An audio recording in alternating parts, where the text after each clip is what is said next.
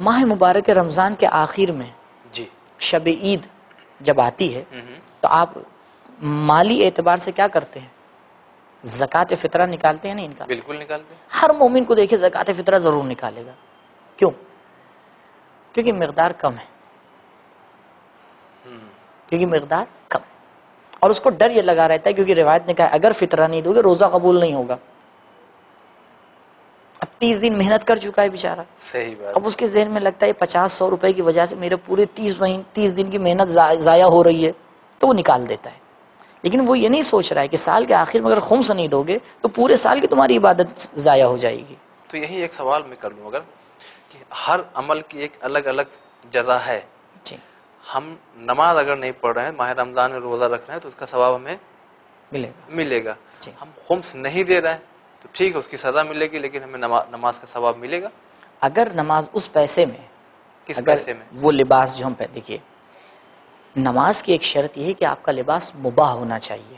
پاک ہونا چاہیے. نا پاک الگ ہے، مباح الگ ہے. کیا فرق ہے؟ پاک یہ کہ اس میں کوئی نجاست نہ لگی ہو، ٹھیک خون نہیں لگا ہے، کوئی بھی نجس چیز ٹھیک نہیں. سمجھ گئے. اب مباح یعنی آپ کو حق ہو اس لباس کو پہننے کا. اچھا.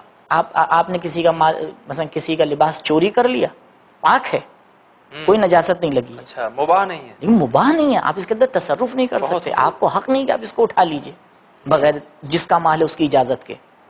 تو یہ جو پیسہ ہے پہلے بیان کر دیا گیا ہے، جو مال و دولت ہے کس کا ہے؟ خدا کا ہے، اور اس کے رسول. ہم امین ہیں اس کے. ٹھیک. اب خدا یہ کہہ رہا ہے میں اس وقت تمہیں اجازت دوں گا کہ اس کو پہنو جب تم اس کا خمس نکال دو گے.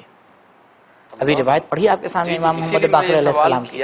تو اب جب یہ لباس ہی مباح نہیں ہے، آپ رو رو کے نماز شب اس کے اندر پڑھیے، قبول نہیں ہونے والی. بالکل آپ یہ مباح نہیں ہے بھائی. جب لباس ہی نہیں مباح ہے تو آپ نماز کیسے پڑھیں گے؟ گھر آپ نے خریدا، جی ہاں، 50 لاکھ کا گھر خریدا، بہت اچھا، اور اس کے اندر آپ نے ایک کمرہ بہت اچھا مخصوص کر دیا کہ بھائی نماز پڑھنے کے لیے مخصوص ہے.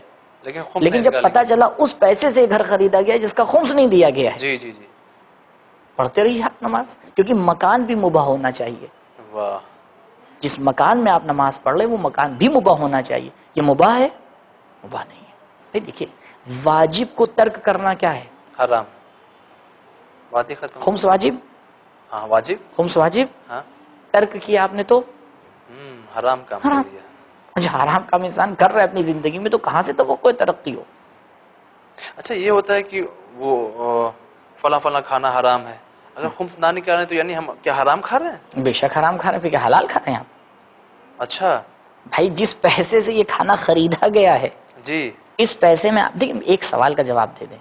یہ جو پیسہ جس میں خمس نہیں دیا گیا، امام محمد باقر علیہ السلام کے اعتبار سے آپ اس میں ہاتھ لگا سکتے ہیں یا نہیں؟ نہیں لگا سکتے. جب نہیں لگا سکتے تو کیسے آپ اس پیسے سے کھانا کھا رہے ہیں؟ کیسے اس پیسے سے آپ جو ہے نماز میں استعمال کر رہے ہیں؟ کیسے اس پیسے سے آپ عزاداری کر رہے ہیں؟ اوہ، کیسے کر رہے ہیں جب آپ کو حق نہیں ہے؟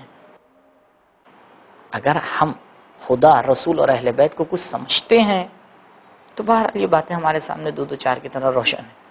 اگر نہیں سمجھتے ہیں تو نہیں سمجھتے.